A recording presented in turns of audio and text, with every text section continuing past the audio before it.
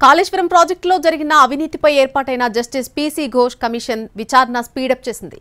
గత 2 రోజులుగా మేడిగడ్డ, అన్నారం, సుందిళ్ల బ్యారేజ్ల నిర్మాణ బాధితులు చూసిన ఇంజనీర్లతో పాటు నిర్మాణ సంస్థల ప్రతినిధులను కూడా విచారించారు.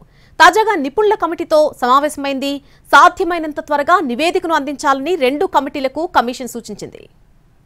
కాళేశ్వరం ప్రాజెక్టులో వెలుగు చూసిన అవకతవకలపై ఏర్పాటైన జస్టిస్ పీసీ ఘోష్ కమిషన్ ని హైడ్రాలజీ నిపుణుల కమిటీ ఇంజనీర్లు కలిశారు.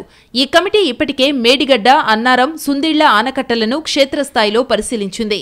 బ్యారేజీలో తలెత్తిన సమస్యలు, వాటికి గల కారణాలపై అధ్యయనం చేసింది. 2 వారాలలోపు మధ్యంతర నివేదికను, సాధ్యమైనంత త్వరగా పూర్తిస్థాయి నివేదికను అందించాలని 2 కమిటీల ఇంజనీర్లకు జస్టిస్ పీసీ ఘోష్ కమిషన్ సూచించింది. కేసు స్టడీలో భాగంగా మరికొంతమంది అధికారులను విచారించబోతున్నారు. టెక్నికల్ అంశాలకు సంబంధించిన విషయంలో అఫిడవిట్ ఫైల్ చేయాలని నిపుణుల కమిటీలకు కాళేశ్వరం కమిషన్ కోరింది. ఈ క్రమంలోనే త్వరలోనే మరోసారి సడన్ ఫీల్డ్ విజిట్ చేయనుంది justice PC Ghosh commission.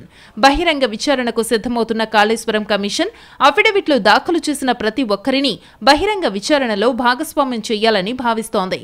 Vigilance report ఇవ్వాలని ప్రభుత్వాన్ని ఆదేశించినా ఇప్పటికీ ఆ రిపోర్టు రాలేదు. దీనిపై మరోసారి ప్రభుత్వానికి విజిలెన్స్ శాఖకి కమిషన్ లేఖ రాయనుంది.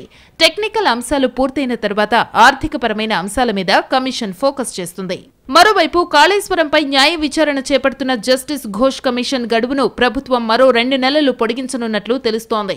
నిజానికి 100 రోజుల్లో దర్యాప్తును పూర్తి చేసి జూన్ వరకు నివేదిక ఇవ్వాలని ప్రభుత్వం కోరింది. కానీ ఎన్నికల కోడ్ వంటి కారణాలతో విచారణ ప్రక్రియలో ఆలస్యం జరిగింది. ఈ క్రమంలో బ్యారేజీల విషయంలో ఇప్పటికే పలువురితో సమావేశమై వివరాలు సేకరించిన కమిషన్ మరికొంతమంది నుంచి వివరాలు ఆరా తీయాల్సి ఉంది. ఈ నేపథ్యంలో గడువు పెంచినట్లు సమాచారం.